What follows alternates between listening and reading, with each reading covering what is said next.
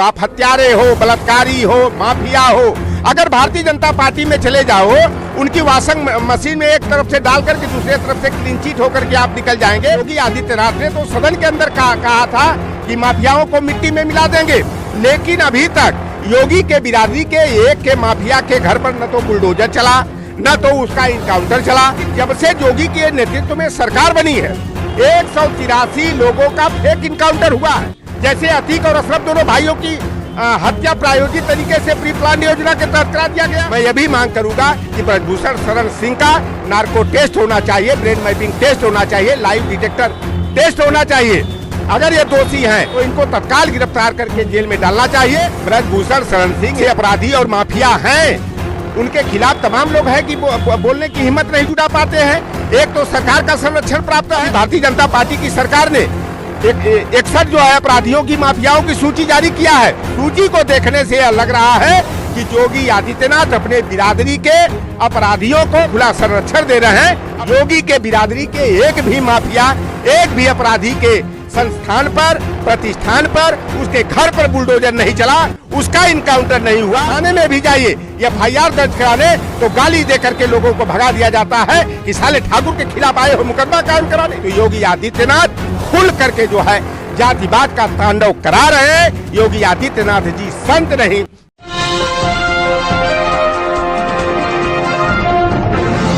नमस्कार साथियों, मैं हूं विनीत। देश के तमाम पहलवान जो देश के लिए सोने का तमगा जीत कर लाए, आज सरकार के खिलाफ प्रदर्शन पर बैठे हैं। एक सांसद पर आरोप लगा रहे हैं कि वो यौन शोषण कर रहे हैं और उनकी बात कहीं सुनी नहीं जा रही है। इस मामले पर बात करने के लिए हमारे साथ लौटरनाम निषाद जी हैं। क्या कहेंगे, जो कुछ भी पिछले कुछ 3-4 महीनों में घट रहा है उस पर क्या राय है? देखिए, तमाम ओलंपिक खिलाड़ी जो है, जो पदक जीत कर आते हैं तो देश का सीना चौड़ा हो जाता है और देश जो है गौरवान्वित महसूस करता है। लेकिन बड़े खेद का विषय है, हमारे देश की वो बेटियां जो देश का मान और सम्मान बढ़ाने का काम किया, स्वर्ण पदक और रजत पदक जीत करके जो है कि देश के गौरव में चार चांद लगाने का काम किया। भाजपा सांसद जो कैसरगंज से सांसद हैं ब्रजभूषण शरण सिंह, उनके ऊपर जो है कि यौन शोषण का मुद्दा उछाल करके जो है कि वह धरने पर बैठे थी। लेकिन भारतीय जनता पार्टी की सरकार जो बेटी बचाओ बेटी पढ़ाओ का नारा देती है, भारतीय जनता पार्टी ने उन लड़कियों के मुद्दे को नजरअंदाज कर दिया। उन बेटियों की आबरू लूटने वाले दरिंदे सांसद के ऊपर कोई कार्रवाई न करके बाद में पता लगा कि उन्हें क्लीन चिट देने का काम किया। पुलिस प्रशासन जो है भाजपा सांसद पर हाथ डालने की हिम्मत नहीं जुटा पा रहा है। तमाम खबरें ऐसी आ रही हैं कि ब्रजभूषण शरण सिंह उन बेटियों को डराने का, धमकाने का, रास्ता से हटाने की धमकियां दे रहे हैं। यह जो है कि देश की गरिमा के लिए, अस्मिता के लिए उचित नहीं है। आपने शाहजहांपुर की बेटी, जो लाभ विभाग की बेटी थी, उसका भी मामला देखे होंगे कि अटल बिहारी वाजपेयी सरकार में गृह राज्य मंत्री रहे। स्वामी चिन्मयानंद जो है निर्वस्त्र होकर के तेल की मालिश कराते हुए उस लड़की से अश्लील बातें कर रहे हैं और उसे भारतीय जनता पार्टी ने उस मामले को जो है कि वापस लेने का निर्णय ले लिया। योगी आदित्यनाथ जी तो बाकायदा सदन में कहते हैं कि हम मिट्टी में मिला देंगे माफियाओं को, तो इनकी पार्टी में जो लोग गलत करेंगे उनको बाकायदा जो है मिट्टी से आसमान पे चढ़ा देंगे क्या? देखिए, भारतीय जनता पार्टी में लाख गुना करो या दूसरे दल में भी ला करके आप लाख गुना करो, आप हत्यारे हो, बलात्कारी हो, माफिया हो, अगर भारतीय जनता पार्टी में चले जाओ, उनकी वॉशिंग मशीन में एक तरफ से डाल करके दूसरे तरफ से क्लीन चिट होकर के आप निकल जाएंगे। और ये योगी आदित्यनाथ जी जो माफियाओं को मिट्टी में मिलाने का, प्रदेश से बाहर करने का जो नारा देते हैं, यह अच्छी बात है कि जो माफिया हैं, जो अपराधी हैं, तो उनके लिए न्यायपालिका बना हुआ है। न्यायपालिका उनको जो सजा देना चाहे प्राणदंड का सजा दे, चाहे उम्र कैद का सजा दे, चाहे आजीवन कारावास का दे। लेकिन जो उत्तर प्रदेश में जो घटनाक्रम चल रहे हैं, यह दहशत फैलाने का कार्यक्रम किया जा रहा है। और योगी आदित्यनाथ ने तो सदन के अंदर कहा था कि माफियाओं को मिट्टी में मिला देंगे, लेकिन अभी तक योगी के बिरादरी के एक के माफिया के घर पर न तो बुलडोजर चला, न तो उसका इनकाउंटर चला। लेकिन जब से योगी के नेतृत्व में सरकार बनी है, 183 लोगों का फेक इनकाउंटर हुआ है।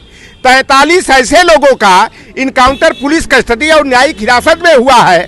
जैसे अतीक और अशरफ दोनों भाइयों की हत्या प्रायोजित तरीके से प्री प्लान योजना के तहत करा दिया गया।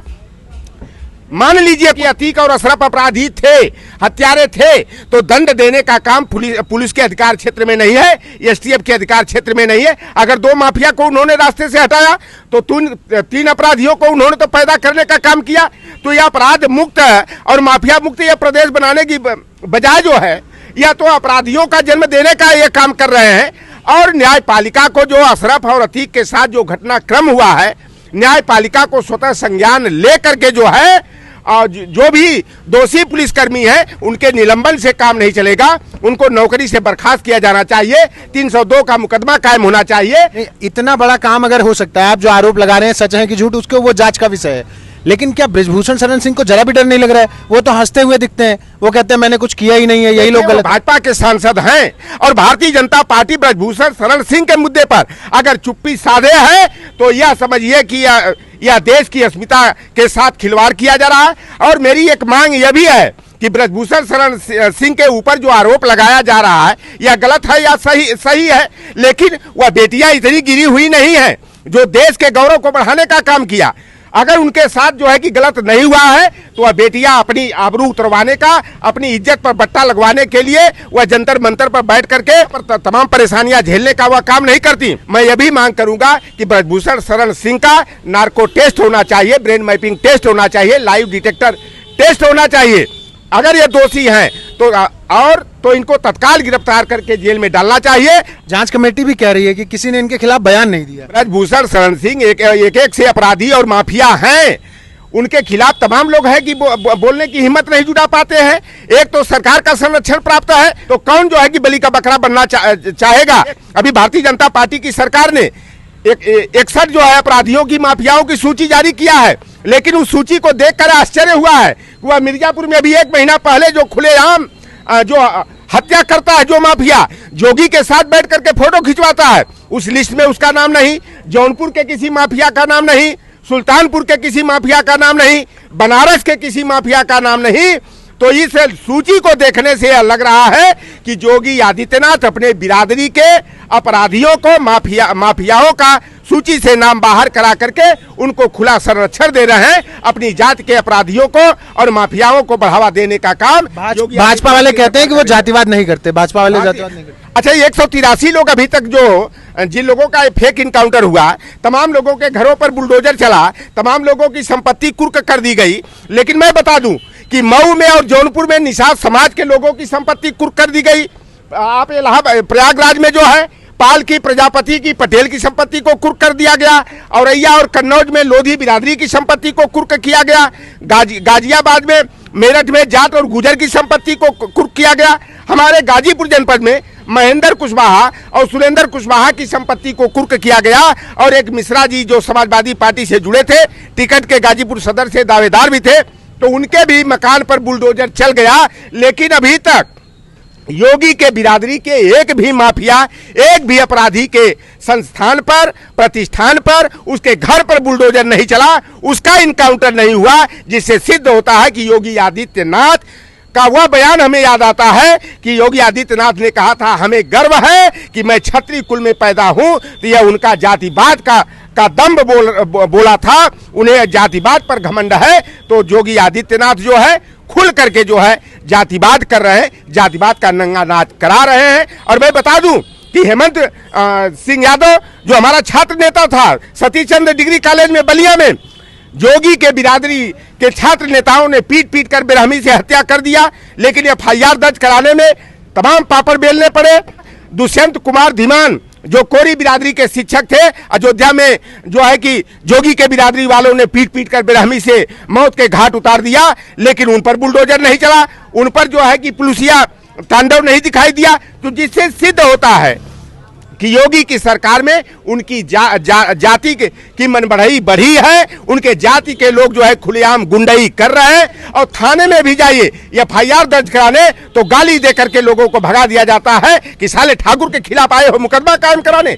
4 लाठियां मार करके, गाली गलौज करके, अपमानित करके जो है थाने से भी, कोतवाली से भी जो है लोगों को खदेड़ दिया जाता है। आज देख लीजिए पूरे शासन प्रशासन को, चाहे SP हो, SSP हो, DM हो, कमिश्नर हो, DIOS हो, CMO हो और SDM हो, तहसीलदार हो, चाहे पुलिस क्षेत्राधिकारी हो, आज 90% जो है, और 90% में 65%, 70% जो जोगी के बिरादरी का और 20% जो है ब्रिजेश पाठक की बिरादरी के अधिकारी नीचे से ऊपर तक भरे हुए हैं। तो आज यह जातिवाद नहीं, यह रामराज इसको बतलाया जाता है कि जो भी भाजपा सरकार के खिलाफ, योगी के खिलाफ अगर बोलता है तो उसकी जबान बंद करने का, फर्जी मुकदमा कायम करके परेशान करने का, उसके अधिष्ठान प्रतिष्ठान मकान पर बुलडोजर चला करके दहशत की राजनीति करने का काम भारतीय जनता पार्टी की उत्तर प्रदेश की सरकार के द्वारा किया जा रहा है। तो अभी दलित पिछड़े जितने भी नेता हैं, जैसे